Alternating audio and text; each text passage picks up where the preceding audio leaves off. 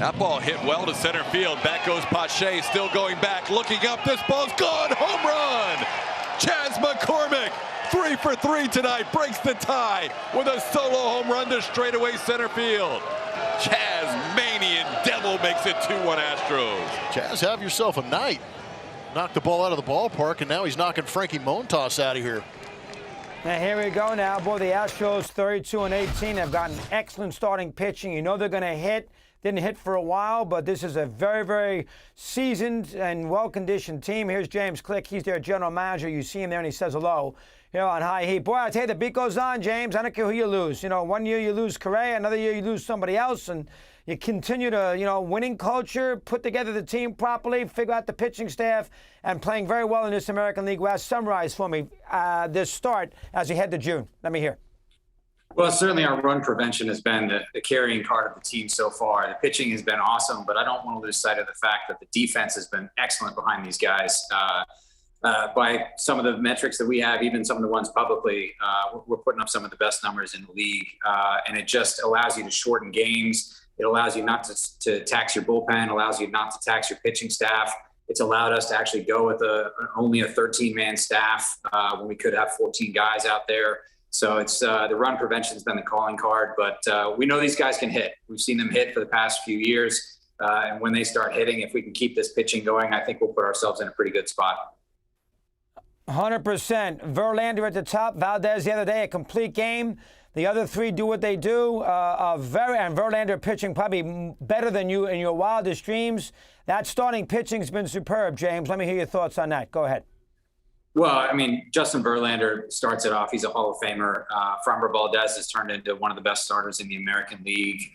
The ground ball rate is off the charts. And that's why we prioritize having a solid infield defense behind him, is because we know he's one pitch away from getting out of a jam every time. JV, I mean, to say that he's exceeded expectations, I don't put any expectations on Justin Verlander. The guy's a Hall of Famer. We certainly didn't know what to expect based on precedent, because nobody's really gone through what he's gone through at his age. But the work that he's put in to get his body in shape to handle the workload, it just speaks volumes about his character, his work ethic, and the competitor that he is. The rest of our guys have been great.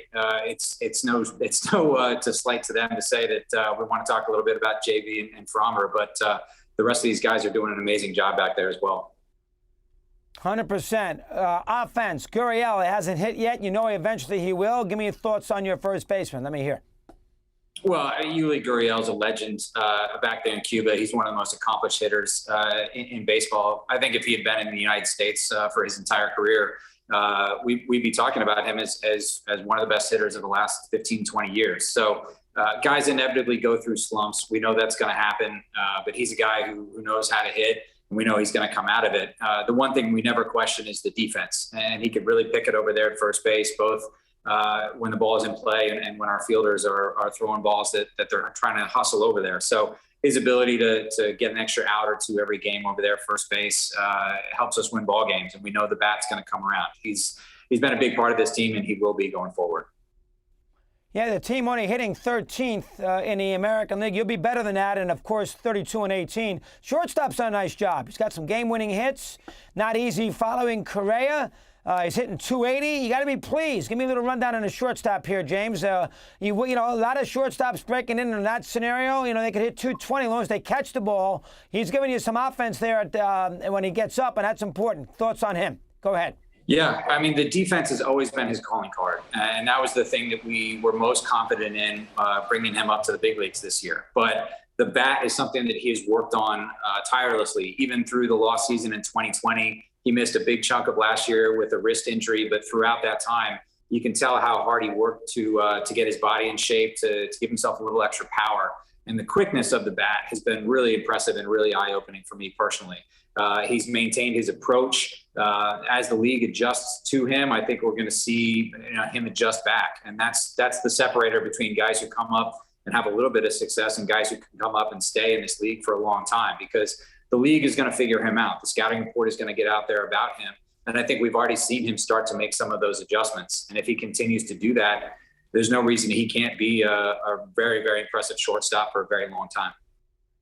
100%. Not easy for teams to lose World Series and bounce back so quickly the next year. You know, it's a little hangover effect, and you guys lost the 19 World Series, and the next year, you know, obviously got to an ALCS in a pandemic year. I almost could throw that out. But, you know, this team did a heck of a job. It's a tough World Series loss to Atlanta, losing those games 2 out of 3 at home, lose game 6. You know, you got to wonder, it's the older team. Might take a little while to get your feet wet in a new year. It's a long season. And right out of the gate, you jumped off well. That's a positive sign. Thoughts on that, James? Let me hear.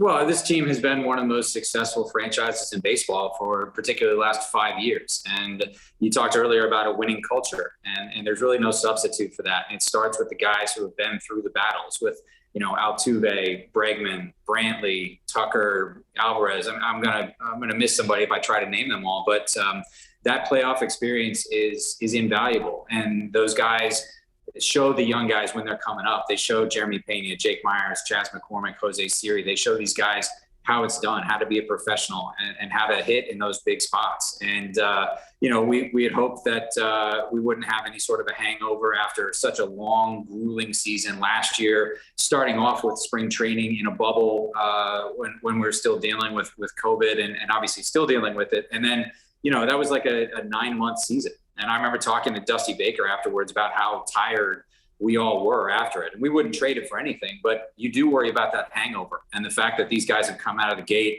as energized as they have, playing 33 games in 34 days recently and being 23-10 in that stretch, it just speaks to the professionalism and talent that we have.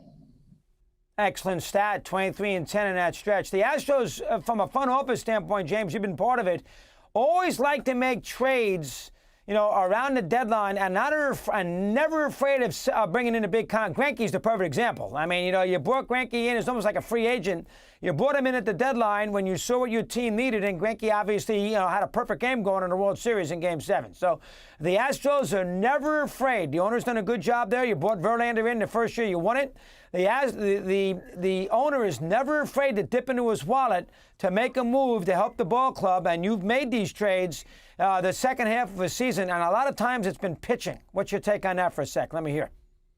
Well, first of all, Jim Crane is tremendous as an owner. He expects to win, but he gives you the resources to do it, and you can't ask for anything else. Verlander, he brought in, or the front office brought in, obviously Greinke.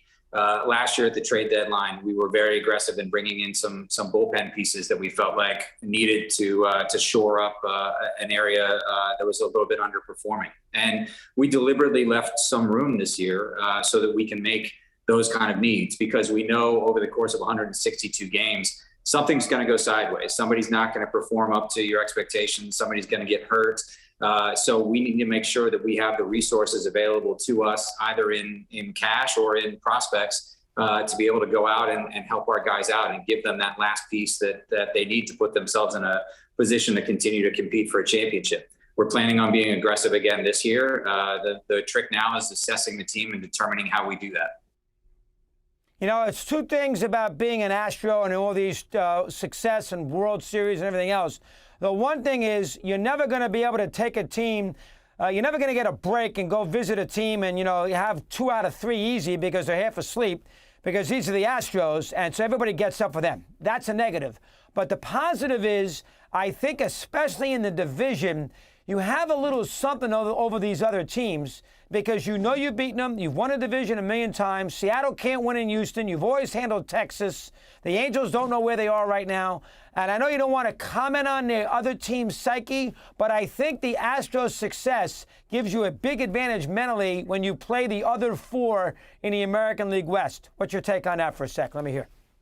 Well, I mean, you can look over the offseason. We saw most of the teams in our division be aggressive about trying to get better. And we know that they are very talented, and we know that they are shooting for us and for this division, and that we have to go out there and win it again. And certainly having success gives you a lot of confidence. But at the same time, you know, there are some tremendously talented teams in our division. And the fact that we have been able to open up a little bit of a lead is great, but it's a long season to go. They're very talented. We're going to see them a lot. We're going to play them a lot. If we can continue to take care of our own business, then we should be in a good position. But, you know, when we assess this over the winter, we knew that there was going to be some real challenges from those teams with aggressive as they were in the offseason. So we're going to continue to try to put ourselves in a position to succeed. But it's going to be a tough fight. Yeah, it's a long season. One last thing, James. Two interesting. I thought that series in Toronto was significant. You went to it was a road trip. Toronto is Toronto. They got a lot of swagger, Springer, the whole 9 yards. You've played well against the Jays so far in a series up there, which I think you won 2-1, was a very significant step here in the first third of the season. Let me get your take on that. Go ahead. Well, I think we actually dropped 2 out of 3 up there. We dropped 2 out of 3 down here, but did? all four losses were by 1 run, and they were tough games. I actually remember talking to George Springer in Toronto, just catching up, seeing how he was doing, and he was talking about how they had played so many 1-run games and so many close games, not only with us, but with a bunch of other teams. And the guys, we're talking about the mental side of it and the fatigue of it and how much that wears on you. And, that AL East schedule, I was in there for a long time. It's a bear. And, the Blue Jays are an exceptionally talented team, but seeing us match up against them, seeing them match up against us, it was intense. It felt like September games, and so that was a good test for us. I think it was a good test for them. We've had some tests against. Go ahead. Yeah, let me correct myself because I should have remembered that because the game that you won at home against Toronto was the third game, and that Peña kid won the game, if I'm not mistaken. Yeah. And he had a home run in the 9th or 10th inning, so that's a bad job by me, but I corrected it because we just talked about Peña. You got a big hit in that situation, if I'm not mistaken. Go ahead. It was about 425 feet, give or take. In the bottom of the 9th or 10th, we were down 1. It was a huge hit. It was a great hit for him. It was the last game of that series. It was the last game before we were getting on the plane. So you know how it is. You lose that game, it's not a happy flight, but you win that game, and all of a sudden everybody's feeling really good. So it was a good test. The Blue Jays are an excellent team. If we're all lucky, maybe we'll see them again later this season. Why not, James? Great to have you with us. Hopefully we see you later on in the season too. Thanks for a few minutes. Appreciate you coming on here today. Go get them. Appreciate it. Thank you.